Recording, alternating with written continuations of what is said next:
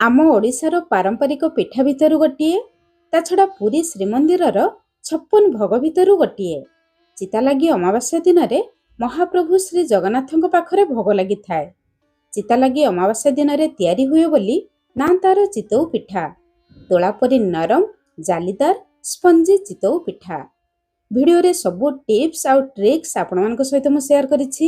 ପ୍ରଥମ ଥରରେ ଆପଣମାନେ ଏମିତି ପରଫେକ୍ଟ ଚିତଉ ପିଠା ବନେଇ ପାରିବେ। ଭିଡ଼ିଓକୁ ଶେଷ ପର୍ଯ୍ୟନ୍ତ ଦେଖନ୍ତୁ।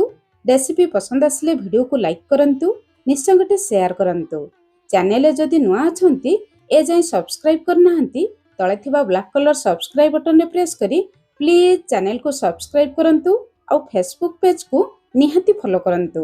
ଜୟ ଜଗନ୍ନାଥ, ମୁଁ ସସ୍ମିତା ଆପଣ ସମସ୍ତଙ୍କୁ ସ୍ୱାଗତ କରୁଛି ସସ୍ମିତା ଷ୍ଟାର କିଚେନକୁ। ଯେକୌଣସି ପିଠାପଣା ବନେଇବା ପାଇଁ ପ୍ରଥମ କଥା ହେଲା ଭାଗମାପ। ଭାଗମାପ ଠିକ୍ ରହିଲେ ପିଠା ପୁରା ପରଫେକ୍ଟ ବନିବ। ପିଠା ବନେଇବା ପାଇଁ ଆପଣମାନେ ଘରେ ଥିବା ଯେକୌଣସି ଗୋଟେ କପ୍, ଗିନା କିମ୍ବା ଗ୍ଲାସ୍ ସେଟ୍ କରନ୍ତୁ। ସେଇ କପ୍, ଗିନା କିମ୍ବା ଗ୍ଲାସ୍ରେ ମାପ କରି ସବୁ ଜିନିଷ ବ୍ୟବହାର କରିବେ। ପିଠା ପୁରା ପରଫେକ୍ଟ ବନିବ।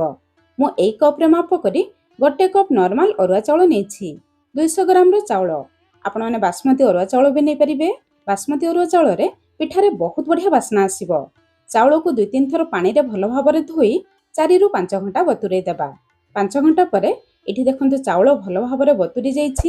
ଚାଉଳ ଯେତେ ଭଲ ଭାବରେ ବତୁରି ଯିବ ପିଠା ସେତେ ନରମ ଆଉ କଅଁଳିଆ ବନିବ। ତାପରେ ଚାଉଳକୁ ଗୋଟେ ଛାଙ୍କୁଣିରେ ଛାଣି ନେବା। ଛାଙ୍କୁଣିରେ ଛାଣି ନେଲେ ଚାଉଳରେ ଥିବା ସବୁ ଏକ୍ସେସ୍ ପାଣି ବାହାରିଯିବ। ଚାଉଳକୁ ବାଟିବା ସମୟରେ ଆମେ ପାଣି ମାପ କରିକି ଦେଇପାରିବା। ତାପରେ ଚାଉଳ ସହିତ ଆଜି ଆମକୁ ଦରକାର ନଡ଼ିଆ। ଏଠି ମୁଁ ସେମ୍ କପ୍ରେ ମାପ କରି ଗୋଟେ କପ୍ କୋରା ନଡ଼ିଆ ନେଇଛି। ଆପଣମାନେ ଖଣ୍ଡ ନଡ଼ିଆ ବି ନେଇପାରିବେ। ନଡ଼ିଆ ଉପରେ ଥିବା ବ୍ରାଉନ୍ କଲର୍ ଅଂଶକୁ ମୁଁ ବାହାର କରିଦେଇଛି। ବ୍ରାଉନ୍ କଲର୍ ଅଂଶକୁ ବାହାର କରିଦେଲେ ପିଠାର ରଙ୍ଗ ପୁରା ଧଳା ଦେଖାଯିବ। ତା ଛଡ଼ା ପିଠା ପୁରା ନରମ ଆଉ କଅଁଳିଆ ବନିବ। ଚାଉଳ ନଡ଼ିଆର ଭାଗମାପ ସମାନ ରହିବ। ତାମାନେ ଯେତିକି ଚାଉଳ ନେବେ ସେତିକି ନଡ଼ିଆ ନେବେ, ତାହେଲେ ପିଠା ପୁରା ନରମ ବନିବ। ତାପରେ ଚାଉଳ ନଡ଼ିଆକୁ ଭଲ ଭାବରେ ମିଶାଇ ନେବା, ବାଟିବା ପାଇଁ ସୁବିଧା ହେବ। ତାପରେ ଆମେ ଗ୍ରାଇଣ୍ଡର ଜାର୍ରେ ଦେବା। ଏବେ ଚାଉଳ ନଡ଼ିଆକୁ ବାଟିବା ପାଇଁ ଆମେ ପାଣି ମାପ କରିକି ନେବା।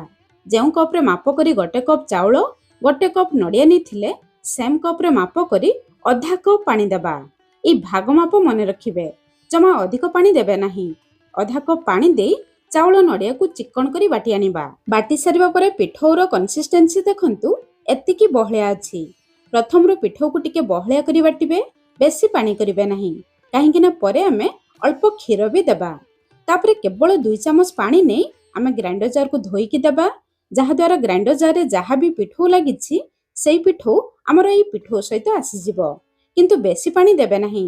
ପାଣି ଅଧିକ ଦେଲେ ପିଠଉ ପାଣି ହେଇଯିବ, ପରେ ପିଠା ଭଲ ହେବ ନାହିଁ। ତାପରେ ପିଠଉକୁ ଭଲ ଭାବରେ ଗୋଳେଇ ନେବା। ଗୋଳେଇ ସାରିବା ପରେ ଦେଖନ୍ତୁ ଏତିକି ବହଳିଆ ଅଛି। ଯଦି ଆପଣମାନଙ୍କ ପାଖରେ ସମୟ କମ୍ ଥିବ ଆଉ ଇନଷ୍ଟାଣ୍ଟ ପିଠା ବନେଇବା ପାଇଁ ଚାହୁଁଥିବେ, ତାହେଲେ ଏଇ ପିଠଉରେ 2-3 ପିଞ୍ଚ ଖାଇବା ସୋଡ଼ା ଦେଇ ଆପଣମାନେ ଇନଷ୍ଟାଣ୍ଟ ପିଠା ବନେଇ ପାରିବେ। ଆଜି କିନ୍ତୁ ଆମେ ଏଇ ପିଠଉକୁ 5ରୁ 6 ଘଣ୍ଟା ପର୍ଯ୍ୟନ୍ତ ଫର୍ମେଣ୍ଟେସନ କରିବା ପାଇଁ ଛାଡ଼ିବା। ପିଠଉକୁ 5ରୁ 6 ଘଣ୍ଟା ରେଷ୍ଟ କଲେ ପିଠଉ ଟିକେ ଫୁଲିଯିବ। ପିଠଉ ଫୁଲିଗଲେ ପିଠା ପୁରା ନରମ ଆଉ ସ୍ପଞ୍ଜି ବନିବ। ତା ଛଡ଼ା ପିଠାର ଟେଷ୍ଟ ବି ବହୁତ ବଢ଼ିଆ ଆସିବ। 6 ଘଣ୍ଟା ପରେ ଏଠି ଦେଖନ୍ତୁ ପିଠଉ ଆମର କେତେ ସୁନ୍ଦର ଫୁଲି ଯାଇଛି ଆଉ ହାଲୁକା ହେଇଯାଇଛି। ପିଠଉ ଏମିତି ଫୁଲିଗଲେ, ହାଲୁକା ହେଇଗଲେ ପିଠା ବହୁତ ବଢ଼ିଆ ଫୁଲିବ। ପିଠଉ ବାଟିବା ସମୟରେ ଟିକେ ପାଣି ଥିଲା, ଏବେ ଦେଖନ୍ତୁ ପିଠଉ ଫୁଲିଯିବା ପରେ କେତେ ବହଳିଆ ହେଇଯାଇଛି। ଏବେ ପିଠଉରେ ସ୍ୱାଦ ଅନୁସାରେ ଲୁଣ ଦେବା। ଚିତଉ ପିଠା ଫିକା ନ ଲାଗିବ ସେଥିପାଇଁ 1 ଚାମଚ ଚିନି ଦେବା। ଅଳ୍ପ ଚିନି ଦେଲେ ପିଠା ହାଲକା ମିଠା ଲାଗିବ, ଖାଇବା ପାଇଁ ଭଲ ଲାଗିବ। ଯଦି ଆପଣମାନେ ପସନ୍ଦ କରୁନଥିବେ ତାହେଲେ ଚିନି ଦେବେ ନାହିଁ। ତାପରେ ସବୁ ଜିନିଷକୁ ଗୋଳେଇ ନେବା। ଗୋଳେଇ ସାରିବା ପରେ ଦେଖନ୍ତୁ ପିଠଉ ଆମର ଟିକେ ବହଳିଆ ଅଛି।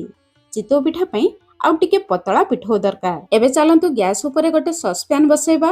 ତାପରେ ଯେଉଁ କପ୍ରେ ମାପ କରି 1 କପ୍ ଚାଉଳ, 1 କପ୍ ନଡ଼ିଆ ନେଇଥିଲେ ସେମ୍ କପ୍ରେ ମାପ କରି ଅଧା କପ୍ କଞ୍ଚା କ୍ଷୀର ଦେବା। ଏଇ ଭାଗ ମାପ ମନେ ରଖିବେ। ଆପଣମାନେ କ୍ଷୀର ବଦଳରେ ପାଣି ଗରମ କରିପାରିବେ, କିନ୍ତୁ କ୍ଷୀର ଦେଲେ ପିଠାର ଟେଷ୍ଟ ବହୁତ ବଢ଼ିଆ ଆସିବ। ତାପରେ ହାଇ ଫ୍ଲେମ୍ରେ କ୍ଷୀରକୁ ଟକମକ କରି ଫୁଟେଇବା। କ୍ଷୀର ଫୁଟି ଆସିଲେ ଏଇ ଗରମ ଗରମ କ୍ଷୀରକୁ ନେଇ ପିଠଉରେ ଦେବା। ଏକାଥରେ ସବୁ କ୍ଷୀର ଦେବେ ନାହିଁ, 2-3 ଚାମଚ କ୍ଷୀର ବଳକା ରଖିବେ। ପରେ ଗୋଳେଇ ସାରିବା ପରେ ଯଦି ଦରକାର ପଡ଼ିବ ଦେଖିକି ଦେବା। ଏଇ ଷ୍ଟେଜରେ ଗରମ କ୍ଷୀର କିମ୍ବା ଗରମ ପାଣି ପିଠଉରେ ଦେଲେ ପିଠା ଭିତରର ଟେକ୍ସଚର ଏମିତି ପୁରା ଜାଲିଦାର ଆସିବ। ପିଠଉର ଫାଇନାଲ କନସିଷ୍ଟେନ୍ସି ଦେଖନ୍ତୁ ଏତିକି ବହଳିଆ ରଖିବେ। ଇଡଲି ପିଠଉ ଠାରୁ ଟିକେ ପାଣି, କିନ୍ତୁ ଚକୁଳି ପିଠଉ ଠାରୁ ଟିକେ ବହଳିଆ। ଦେଖନ୍ତୁ 2 ଚାମଚ କ୍ଷୀର ଆମର ବଳକା ରହିଲା। ଏବେ ଆଉ ଗୋଟେ କାମ କରିବା। ଗୋଟେ ଜାଗାରେ କିଛି ପାଣି ନେବା, ସେ ପାଣିରେ ଗୋଟେ ପତଳା କପଡ଼ାକୁ ଓଦା କରିବା। ଓଦା କରିସାରିବା ପରେ କପଡ଼ାକୁ ଭଲ ଭାବରେ ଚିପୁଡ଼ି ନେବା। ଏଇ କପଡ଼ାକୁ ପରେ ଆମେ ବ୍ୟବହାର କରିବା। ଆଜିର ପିଠା ପାଇଁ ଯେତିକି ମୁଁ ଭାଗ ମାପ ଦେଇଛି, ଆଶା କରୁଛି ଆପଣମାନେ ଭଲ ଭାବରେ ବୁଝିପାରିଥିବେ। 1 କପ୍ ଚାଉଳ, 1 କପ୍ ନଡ଼ିଆ, ତା ସହିତ ଅଧା କପ୍ ପାଣି, ଅଧା କପ୍ କ୍ଷୀର। ଏବେ ଚାଲନ୍ତୁ ପିଠା ବନେଇବା ଷ୍ଟାର୍ଟ କରିବା। ଆଜିର ପିଠା ବନେଇବା ପାଇଁ ଏଠି ମୁଁ ଗୋଟେ କାଷ୍ଟ ଆଇରନ୍ ଲୁହା କଢ଼େଇ ନେଇଛି। ଆପଣମାନେ ଯେକୌଣସି ନର୍ମାଲ ଲୁହା କଢ଼େଇ ନେଇପାରିବେ, ନହେଲେ ରସ କଢ଼େଇ ନେଇପାରିବେ, ନହେଲେ ମାଟି କଢ଼େଇ ନେଇପାରିବେ। ତାପରେ ହାଇ ଫ୍ଲେମ୍ରେ କଢ଼େଇରୁ ଧୂଆଁ ବାହାରିବା ପର୍ଯ୍ୟନ୍ତ ଭଲ ଭାବରେ ଗରମ କରିବା। କଢ଼େଇ ଗରମ ହେଇଯିବା ପରେ ଅଳ୍ପ ତେଲ କିମ୍ବା ଘିଅ ଦେବା। ତେଲ ଗରମ ହେଇଯିବା ପରେ ଗରମ ତେଲ ଉପରେ 1 ଚାମଚ ପାଣି ଦେବା। ଗରମ ତେଲ ଉପରେ ଅଳ୍ପ ପାଣି ଦେଲେ ତେଲ ବାମ୍ଫ ହେଇ କଢ଼େଇ ଚାରିପଟରେ ଲାଗିଯିବ, କଢ଼େଇ ଆମର ତେଲିଆ ହେଇଯିବ। ତାପରେ ବ୍ରସ୍ କିମ୍ବା ଟିସ୍ୟୁ ପେପର ସାହାଯ୍ୟରେ ତେଲକୁ କଢ଼େଇର ଚାରିପଟରେ ଲଗେଇବା। ତାପରେ ଗ୍ୟାସର ଫ୍ଲେମ୍ ହାଇ ରଖି 2 ଡଙ୍କି ପିଠଉ ଦେବା। ପିଠଉ ଦେବା ପରେ ପିଠାକୁ କଭର କରିବା ପାଇଁ ଗୋଟେ ଛୋଟ ପ୍ଲେଟ୍ ନେବା, ଯେମିତି ପିଠା ଭଲ ଭାବରେ କଭର ହେଇଯିବ। ତା ଉପରେ ଓଦା କରି ରଖିଥିବା ଅଦା କପଡ଼ାକୁ ଦେବା। କପଡ଼ା ଉପରେ 2-3 ଚାମଚ ପାଣି ଦେବା। ଯେମିତି ଭିଡ଼ିଓରେ ଦେଖୁଛନ୍ତି ସେମିତି କରିବେ। ଉପରେ ଅଳ୍ପ ପାଣି ଦେଲେ ପିଠା ଭଲ ଭାବରେ ସିଝିଯିବ। ତାପରେ ଲୋ ଫ୍ଲେମ୍ରେ କେବଳ 2ରୁ 3 ମିନିଟ୍ ପର୍ଯ୍ୟନ୍ତ ପିଠାକୁ କଭର କରିବା। ଏଇ ପିଠାକୁ ସିଝିବା ପାଇଁ ବେଶୀ ସମୟ ଲାଗିବ ନାହିଁ। 3 ମିନିଟ୍ ପରେ ଏଠି ଦେଖନ୍ତୁ ପିଠା ଆମର କେତେ ସୁନ୍ଦର ଫୁଲି ଯାଇଛି, ଆଉ କଢ଼େଇରୁ ଦେଖନ୍ତୁ କେତେ ସହଜରେ ବାହାରି ଆସିଲା। କଢ଼େଇରେ ପିଠା ଜମା ଲାଗିନାହିଁ। ପିଠା ଦେଖନ୍ତୁ ପୁରା ବେଙ୍ଗ ପରି ଫୁଲି ଯାଇଛି ଆଉ ନରମ ହେଇଯାଇଛି। ପ୍ରଥମେ ଏଇ ପ୍ରୋସେସରେ କଢ଼େଇକୁ ଗରମ କରିବେ, ତାପରେ ପିଠା ବନେଇବେ। ଏଇ ପ୍ରୋସେସରେ କଢ଼େଇକୁ ଗରମ କରି ପିଠା ବନେଇଲେ ସବୁ ପିଠା କଢ଼େଇରୁ ସହଜରେ ବାହାରି ଆସିବ, ଜମା ବି କଢ଼େଇରେ ଲାଗିବ ନାହିଁ। ଆପଣମାନେ ଯଦି ତେଲ ଦେବା ପାଇଁ ଚାହିଁବେ ନାହିଁ, ତାହେଲେ 1-2ଟି ପିଠା ବନେଇ ସାରିବା ପରେ କଢ଼େଇ ତେଲିଆ ହେଇଯିବ। ବିନା ତେଲରେ ବି ଆପଣମାନେ ଏଇ ପ୍ରୋସେସରେ ପିଠା ବନେଇ ପାରିବେ। ଭିଡ଼ିଓରେ ସେୟାର କରିଥିବା ସବୁ ଟିପ୍ସ ଫଲୋ କରି ଆସୁଥିବା ଚିତଉ ଅମାବାସ୍ୟାରେ ଏଇ ପିଠାକୁ ବନାନ୍ତୁ, ଆଉ କେମିତି ଲାଗିଲା ନିହାତି ମୋତେ କମେଣ୍ଟସ୍ କରି ଜଣାଇବେ। ତାହେଲେ ଆଜି ପାଇଁ ରହିଲି, ପୁଣି ଦେଖା ହେବା ନୂଆ ରେସିପିରେ। ଧନ୍ୟବାଦ।